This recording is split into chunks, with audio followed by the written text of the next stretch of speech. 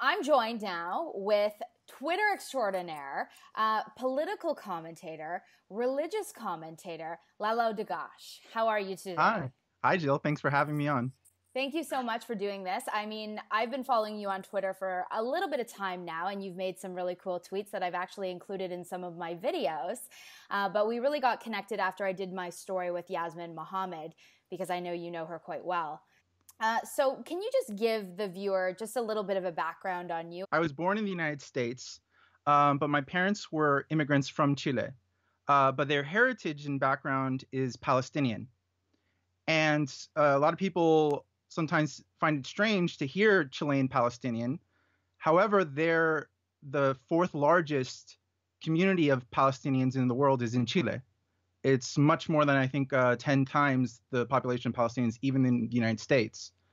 But a curious thing about the Chilean Palestinian population in Chile is that practically none, and I don't like to speak in absolutes, but it's pretty much absolute, that none are Muslim. And quite typically, most of the Arabs, and talking like way over 90% of all the millions of people of Arab background in South America tend to be of Christian origin. Okay.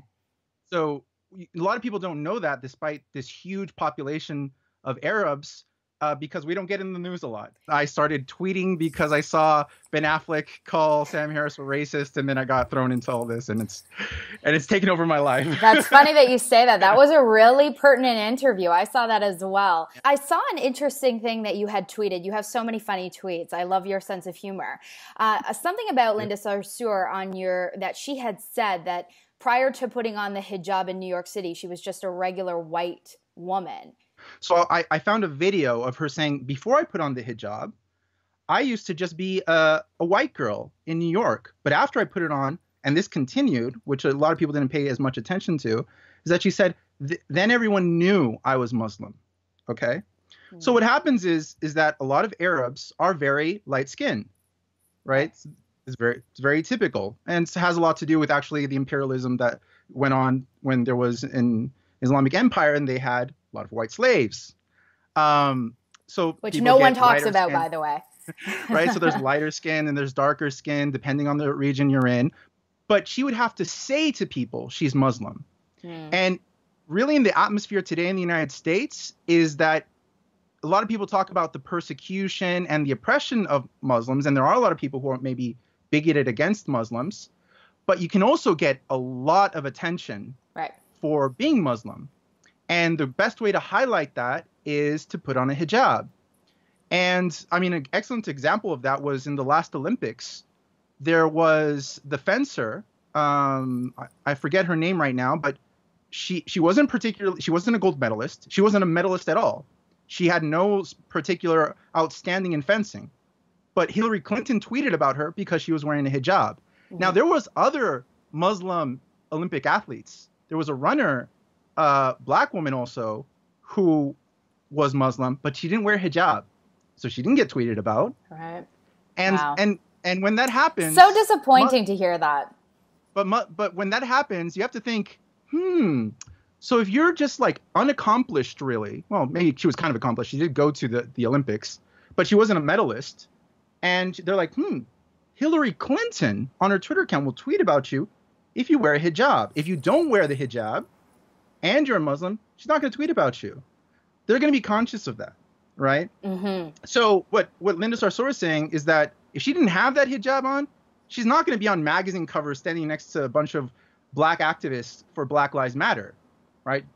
They would see her as white, but she puts on the hijab, people know immediately she's Muslim. She's saying this to us. She's saying that's an identifier for her to be Muslim. So the hijab itself, when in the United States or in Canada, when people say, well, it's a choice for me to wear this. In fact, it's empowering. They're not lying, actually. For them, it is empowering because they're getting all this attention. Right. Right. Suddenly they're on magazine covers and they might fill in some minority quota and things like that. I'm getting tweeted by Hillary. Ooh, Bernie Sanders says, I stand with Linda Sarsour. This is great. Right. So it is empowering for them. But so they can't at the same time, because they're talking about the hijab as this empowering factor for them, they can't recognize then that it's a tool to oppress tens of millions, if not hundreds of millions of women across the world, and not just the countries where it's enforced by law. Even in the West, you talk to Yasmin Mohammed. She was forced to wear that in Canada, right? She was forced to wear hijab and niqab, right? And that's not a situation that's unheard of. That's the ultra super majority. But they can't say that. They can't say that this thing they're wearing is that's so empowering for them and has done so much good for them. They can't recognize that this is a tool oppressing millions of women all over the world. That'd be like, oh my God, what am I doing? I think so many of the problems here, and the hijab is just an example, but so many of the problems just lie in the fact that people in the West don't know anything about Islam. I didn't come from Islamic background. My parents are Arab in origin, but they never spoke about Islam. It's not their background. And in school, you probably know this also being in Canada, where you taught the history of the Middle East, where you taught the Quran, where you taught anything about this. Everybody in the West was pushed into this after 9/11. Right. And it's just getting worse and worse and worse. And now we have to talk about it. But we don't know much about it, right? Yeah. So the problem is that people are like, okay, I have no idea what's going on. I want to take the right side here. Which is it?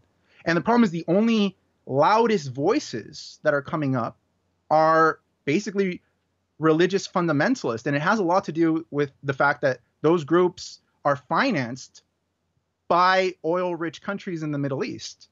It's hard for us to compete with voices who have hundreds of millions of dollars behind them. And I ultimately do want not just a change for more secularism in the West, but also the Middle East.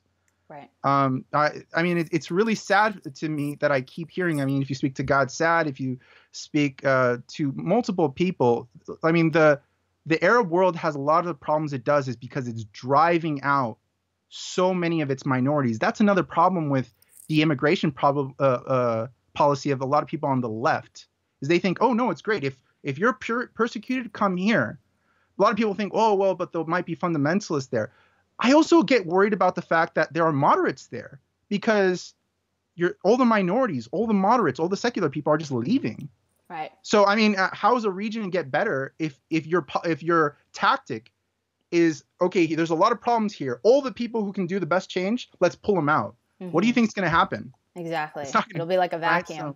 So speaking of immigration, what are your thoughts on what's happening in Europe? Like, what is your thought about the mass migration there? I mean, from what I'm seeing, it's pretty scary in terms of the lack of assimilation that we're seeing. And also we're seeing quite a bit of capitulation on the behalf of politicians. So I just want to get your thoughts. As a person who doesn't live there, I think I try to be sympathetic to the views of people there that might even be more extreme than me.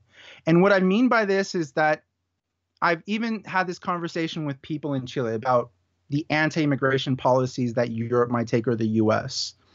And a lot of people think, well, it's very bigoted. It sounds very racist to me. And I ask them, well, what if just down the street from your house, a truck ran over people and it wasn't an accident?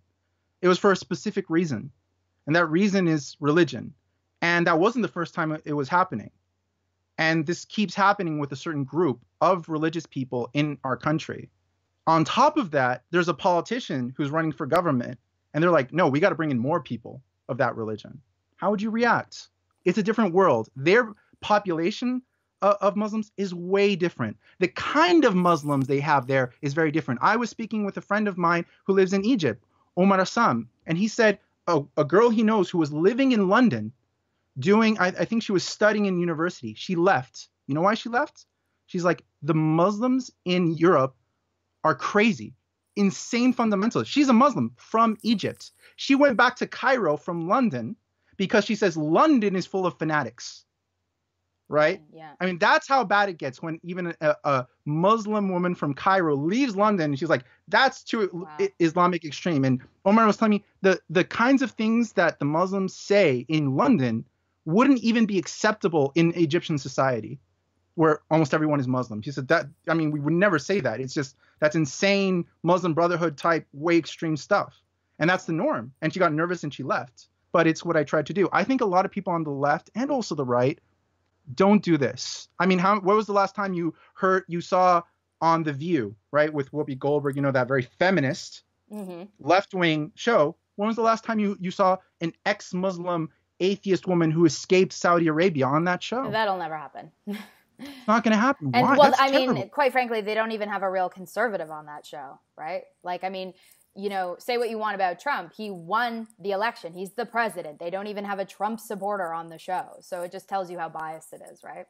I do have a question for you about white guilt, because we have talked about this before, and you have a really interesting perspective. People are worried it's hurting white people. I think it's hurting also non-white people, because of white guilt, they tend to take the position where not just that we should be more sympathetic to people of color, as they like to say, which is a term I don't like. They get to the point where people of color can't be wrong. And a lot of people who are not white take advantage of that for the most nefarious reasons. The West, particularly the United States, but not just the United States, a lot of Europe, but especially the United States, their voice is so important, and they don't realize it. They think, oh, we think we're the center of the universe. We're not. I got news for you. Kind of are. Not just for the political and military power, cultural power, the voice of the country. In Chile right now, if I watch TV, it's a few Chilean shows, and then it's American shows. The news, a lot of people watch American news. Movies, people go to the movies, they see American movies. Music, people listen to American music. They know who these people are. They know who Kanye West is. They know who Kim Kardashian is. Your voices matter.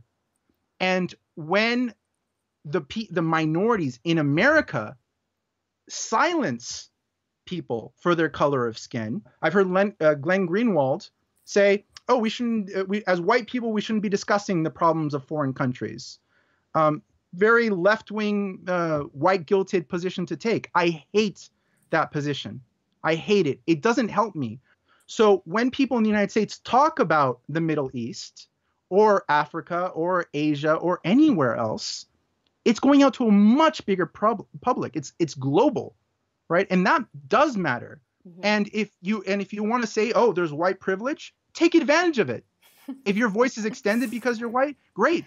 But they're saying no. If you're white, it's cultural appropriation to talk about this. I wanted to move on to talk about Islamophobia and your thoughts on this term, because here in Canada, I'm sorry, I don't mean to bring it back to Canada because I know you're from Chile, but for much of my audience who is from Canada, we have Motion M103 that is, they're going through the hearings right now. They're talking about it, and it's all based around the word Islamophobia, which doesn't really deal with anti-Muslim bigotry. Instead, it's kind of very politicized, this word. So I wanted to get your thoughts on it. Right. Well, the problem with Islamophobia is that it purposely takes terms from like homophobia. And it insinuates, one, that Islam is an inherent thing to those people of Muslims. And it's not. It's an ideology. There's a reason homophobia and other discriminations are in themselves very bad. It's because it's an inherent characteristic to that person which they cannot change. Their sexuality, their race, their gender. These are not something people chose to be or they can leave tomorrow, right? If you discriminate for somebody for being black or gay, that's just who they are. Islam has nothing to do with that. Nothing at all. It is not inherent. It is not something somebody's just born with and they cannot change and does no harm. It is something that it is indoctrinated into children as ideas that are harmful, and people can leave and sometimes leave.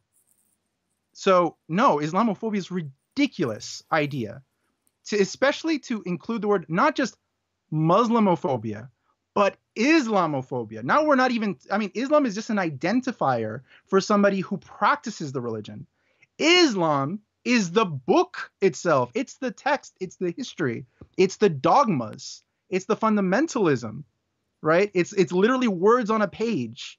It's ideas. And to say you're phobic against that, it's like I'm phobic against the Quran. I read it. I didn't like it.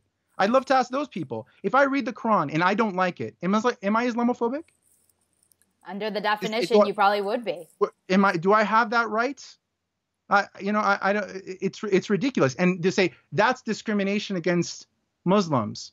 I'm not a particular fan of Harry Potter. Am I discriminating against every Harry Potter fan? Do those people need special protection?